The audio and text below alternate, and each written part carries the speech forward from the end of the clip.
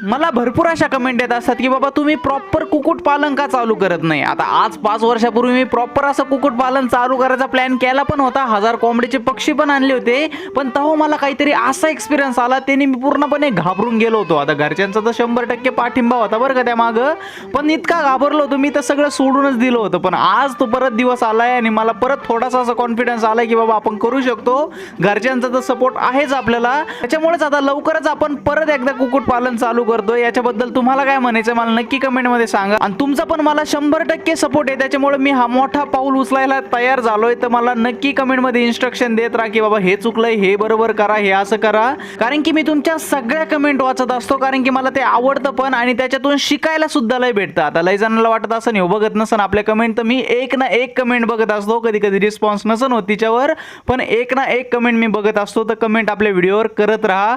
तर रामकृष्णारी मंडळी, सकाळीच नगरवरून आलो होतो तर वावराकडे चक्कर मारली। आपल्या वावरात जे मातीचे ढिगलं होते ना एकदम सपाट झालेत, म्हणजे लेवल झालेली बरं त्याची। आता आल्या आल्याच आजी मला म्हणले की बाबा चल आज रविवार आहे, बाजाराला जायचंय। मग आता मुरली बाबांकडे पण आलो होतो, त्यांचा पण बाजार आणायचा होता।